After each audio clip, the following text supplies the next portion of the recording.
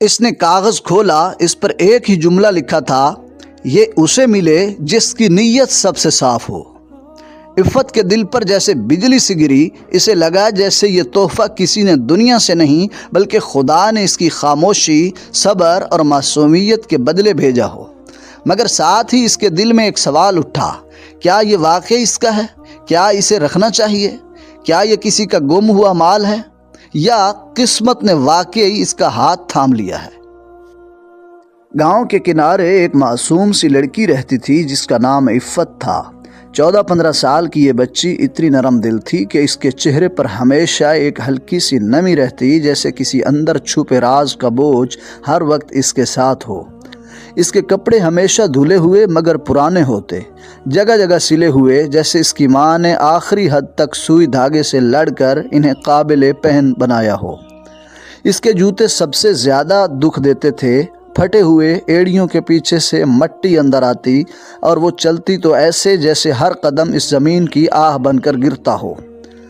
گاؤں والے اسے دیکھ کر فوراً پہچان لیتے کہ یہ وہی غریب بچی ہے جس کے گھر میں کبھی چولہا جلے تو کبھی صرف پانی گرم کیا جائے۔ مگر عفت کی غربت سے زیادہ اس کی خاموشی سب کو حیران کرتی تھی۔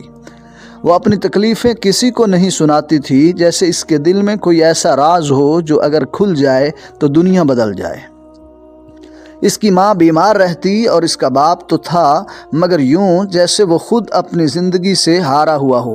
بے روزگاری نے اسے ہر ہمت چھین لی تھی، اور وہ ہر شام گھر میں ایسے داخل ہوتا جیسے سایہ ہو، انسان نہیں۔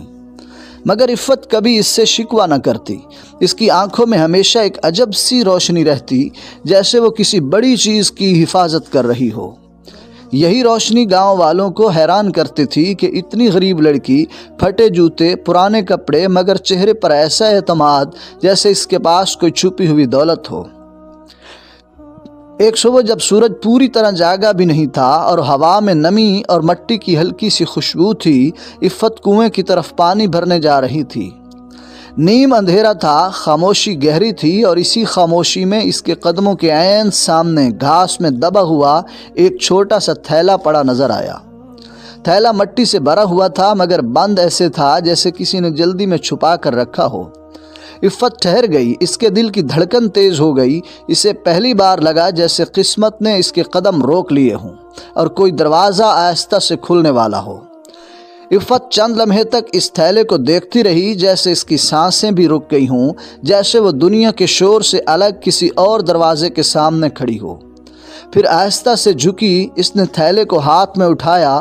وزن معمول سے زیادہ تھا، جیسے اس کے اندر صرف مٹی نہیں بلکہ کوئی چھپی ہوئی چیز ہو۔ اس کے ہاتھ کانپ گئے، وہ بار بار ارد گرد دیکھتی کہ کہیں کوئی دیکھ تو نہیں رہا، مگر صبح کی نیم تاریکی میں راستہ خالی تھا۔ وہ تھیلا سینے سے لگائے تیز قدموں سے گھر کی طرف چل پڑی۔ اس کا ہر قدم خوف اور امید کے درمیان لرز رہا تھا۔ گھر پہنچی تو ماں ابھی تک لیٹی ہوئی تھی، کمزوری کی وجہ سے اٹھ بھی نہ سکی، اور باپ اپنی چادر میں لپٹا دیوار سے ٹیک لگا کر بیٹھا ہوا، جیسے دنیا کی شکست اب بھی اس کے وجود میں اٹکی ہو۔ عفت نے جلدی سے کمرے کا دروازہ بند کیا اور دھڑکتے دل کے ساتھ تھیلا سامنے رکھا۔ ایک لمحہ اس نے خاموشی میں آنکھیں بند کیں، جیسے دعا کر رہی ہو کہ اندر کچھ اچھا نکل آئے۔ پھر اس نے آہستگی سے تھیلے کا منہ کھولا، مٹی نیچے گری، اور اس کے اندر سے لکڑی کا ایک چھوٹا سا ڈبہ نکلا، مضبوط اور خوبصورت، جیسے کسی نے بڑی اہم چیز کو چھپانے کے لیے رکھا ہو۔ عفت کی انگلیاں کانپنے لگیں۔ وہ ڈبہ کھولنے سے پہلے کچھ دیر رک گئی، اسے لگا شاید وہ خواب دیکھ رہی ہے۔ پھر دھیرے سے ڈبہ کھولا، اور اندر جو تھا وہ اس کی سانس روک دینے کے لیے کافی تھا۔ ڈبے میں چند پرانے سکے تھے، 2 چھوٹی سنہری رنگ کے کڑے، اور ایک تہہ کیا ہوا کاغذ تھا جس پر کسی نے جلدی میں کچھ لکھا ہوا تھا۔ عفت کے ہاتھ جیسے جم گئے، وہ یقین نہیں کر پا رہی تھی کہ اس کے ٹوٹے جوتے، خالی گھر، بیمار ماں اور ٹوٹے باپ والی دنیا میں اچانک ایسا خزانہ اس کے سامنے آ جائے گا۔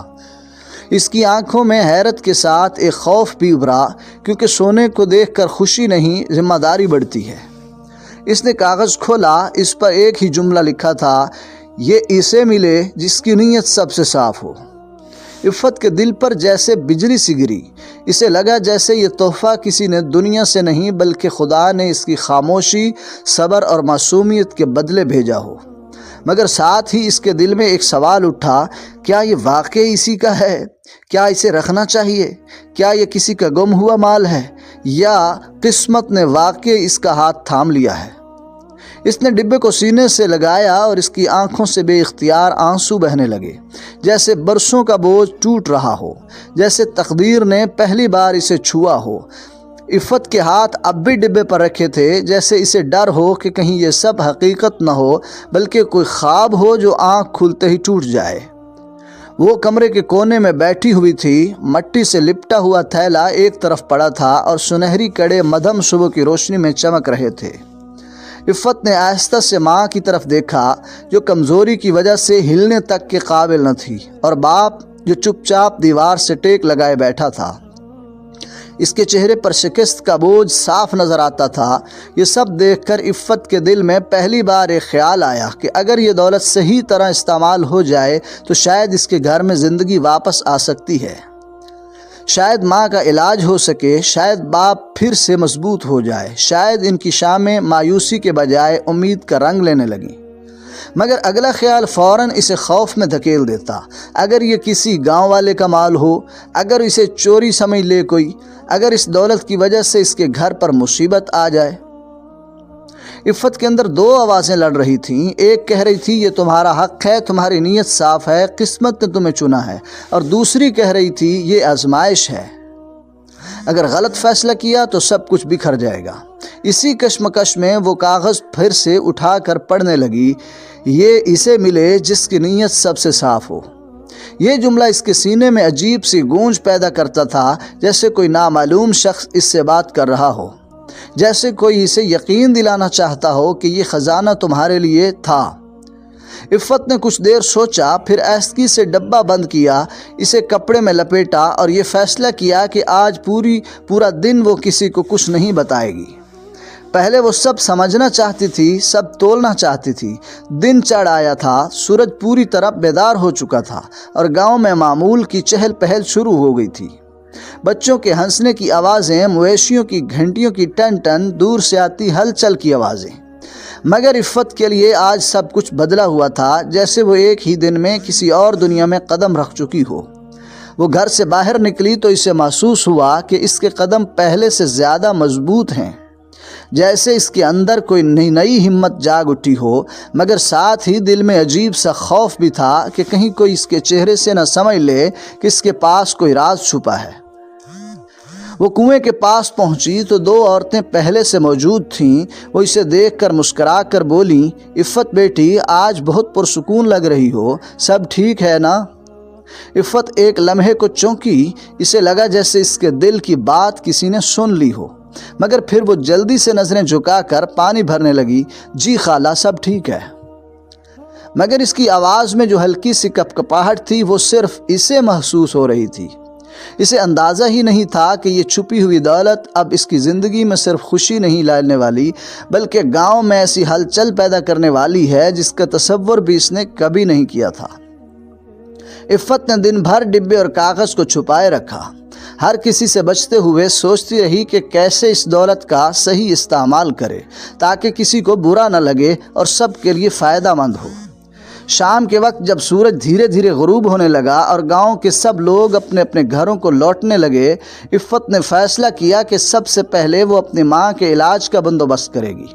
اس نے چپکے سے قریبی دکان سے دوا خریدی، ماں کے لیے گرم پانی اور آرام کا انتظام کیا اور باپ کے لیے چھوٹی چھوٹی خوشیاں لائی، جیسے خالی گھر میں روشنی واپس لوٹ رہی ہو۔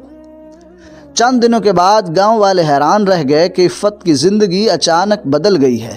اس کے کپڑے بہتر ہوئے، جوتے نئے، چہرے پر نئی روشنی اور قدموں میں مضبوطی۔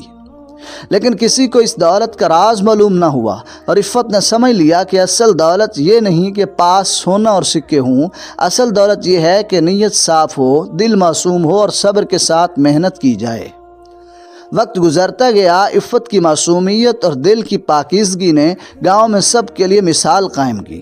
ہر کوئی اس کی تعریف کرنے لگا اور وہ خود بھی خوش تھی، کیونکہ اس نے دولت کو صرف اپنے خاندان کی بھلائی کے لیے استعمال کیا، کسی کے نقصان کے لیے نہیں۔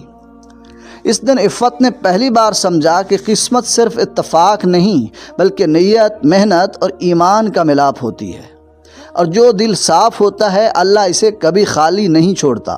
یہ دولت اس کے لیے باعث خوشی تو تھی، مگر سب سے بڑی دولت اس کی معصومیت، صبر اور نیت کی پاکیزگی تھی، جس نے اسے صرف امیر نہیں بلکہ ہر لحاظ سے کامیاب اور قابل احترام بنایا۔ اور یوں گاؤں کے کنارے رہنے والی وہ معصوم لڑکی جس کے کپڑے سلے ہوئے اور جوتے پھٹے ہوئے تھے، آج سب کے لیے ایک مثال بن گئی کہ نیت صاف ہو، دل معصوم ہو تو قسمت خود راستے کھول دیتی ہے، اور زندگی کے سب سے بڑے خزانے صرف سونا یا چاندی میں نہیں بلکہ دل میں